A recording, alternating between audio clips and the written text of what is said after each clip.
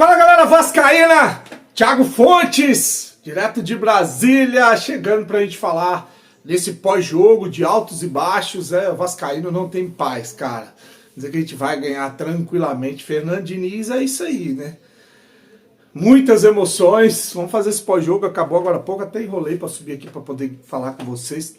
Mas vamos trocar uma ideia, esse vídeo vai sair um pouco tarde, já fica pra amanhã de manhã se você estiver indo pro trabalho. Deixa o joinha, deixa o like, se inscreve no canal, comenta, compartilha, deixa o hype, dá essa moral, dá essa força. Começamos com uma vitória, não foi uma vitória tranquila. Acho que preciso fazer algumas observações nesse vídeo. Sim, a gente vai com o time titular por causa da necessidade, não desse jogo, você viu que o adversário é um adversário muito limitado, né?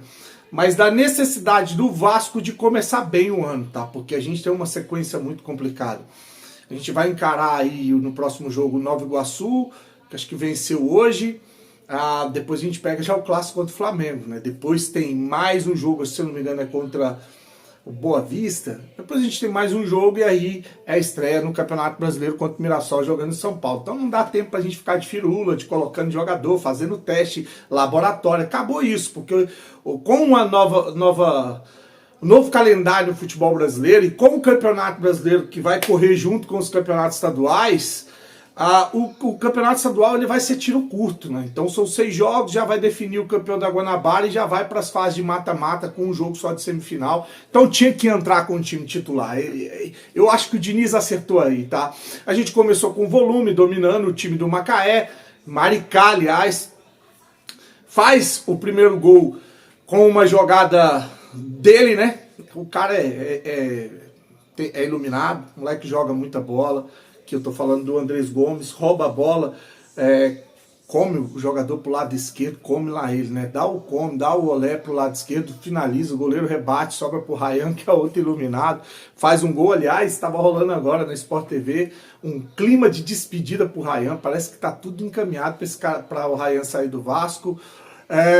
O Ryan faz o primeiro gol, o Vasco chega ao segundo gol, continua volumando, continua dominando.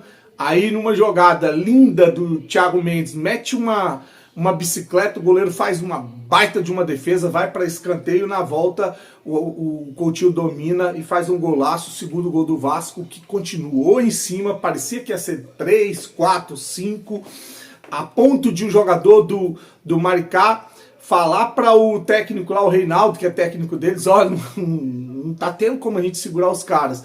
Aí na parada do intervalo, ele reorganizou o time, que conseguiu chegar a um gol ainda no primeiro tempo, com o Vasco dando mole defensivamente de novo. E aí eu vou começar a falar das falhas que fizeram a gente fracassar em 2025, que são as falhas individuais. A gente toma um gol, depois um cartão bobo do seu Piton, um cartão vermelho que eu acho que foi, assim, constante na temporada 2025. O próprio Piton é expulso num jogo importante da Copa Sul-Americana, a gente é goleado e eliminado.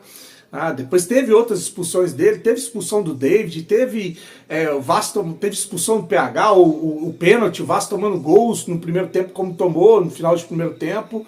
E aí o Vasco 1 a menos, eu até no intervalo falei, acho que vai botar o Puma, coloca o Puma e tira o Coutinho. Qual a minha ideia? O Coutinho não aguenta correr 2 tempos, né? Ele vai cansar. Então você tira o Coutinho, coloca o Puma, e o Puma, sim, teve gente que falou, no Puma, porque essa anomalia, eu vou chamar de anomalia, ela tem que ser corrigida pela gestão, cara. Se você não confia no Vitor Luiz, se você não confia no Piton, saiu hoje o Diniz com a cara feia pra ele, e disse que tá encaminhando a negociação com o Besiktas, pode ser que vá pra Turquia. O Vasco precisa urgentemente um lateral esquerdo para ser titular e vender o Leandrinho.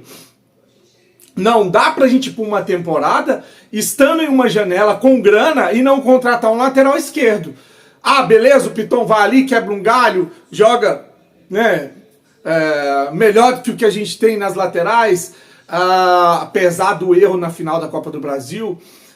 Mas não é certo, cara, é uma anomalia. Você não pode jogar com 2 laterais direitos, com um lateral improvisado.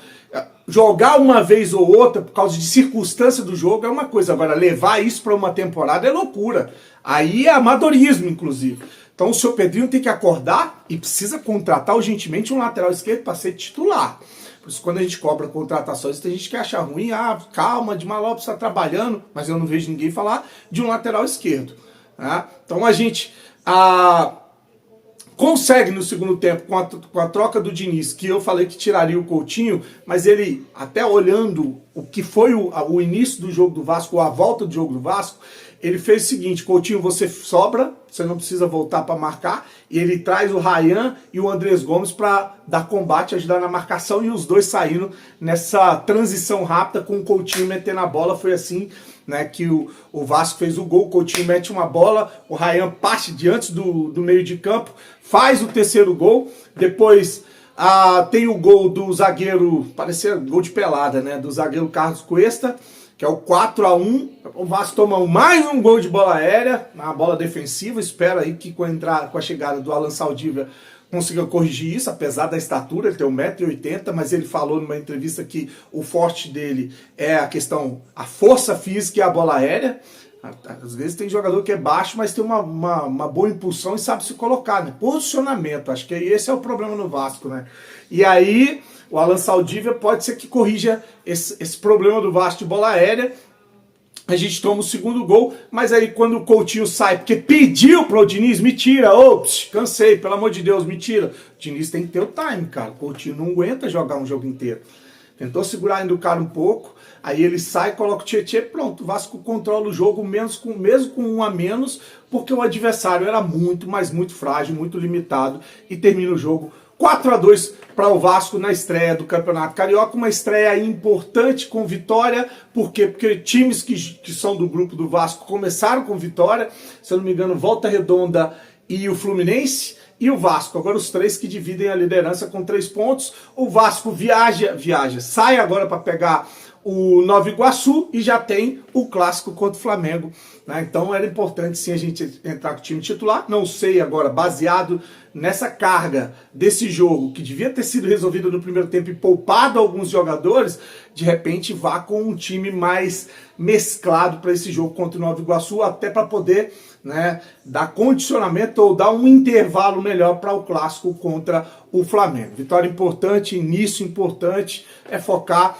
e agora cobrar do Pedrinho as contratações necessárias e ver esse clima de despedida. Entrou o David, que está acertando com Vitória, entrou o Verratti, que está acertando com o Cerro Porteño. O Verratti, pode ser que esse anúncio seja amanhã, tá? Tem jornalista lá no Paraguai dizendo que já levaram para o Vasco e que amanhã já vai dar notícia que ele está indo para o Cerro Porteño. Principalmente que agora contratou o Brenner, né? O Brenner da Udinese fechou com o Vasco. E aí o Verratti pode ser que saia do Vasco, o David pode ser que saia do Vasco e o Ryan também tá ali nessa dúvida se vai para a Inglaterra. Se aí é que a gente tem que atacar o mercado para contratar. Os erros que fizeram a gente fracassar nos objetivos do ano passado, que seria ter uma melhor colocação no Campeonato Brasileiro e chegar numa Libertadores, e a final da Copa do Brasil, que foi dada de mão beijada para o Corinthians, se repetiram nesse jogo. O Diniz precisa corrigir esses erros bizarros para a gente poder ter uma temporada mais tranquila, tá bom? Vitória é sempre importante, mas é importante a gente discutir o que foi feito de errado para ser corrigido. Comenta, curte, se inscreve no canal, desejar uma noite abençoada. Fique com Deus e saudações vascaínas.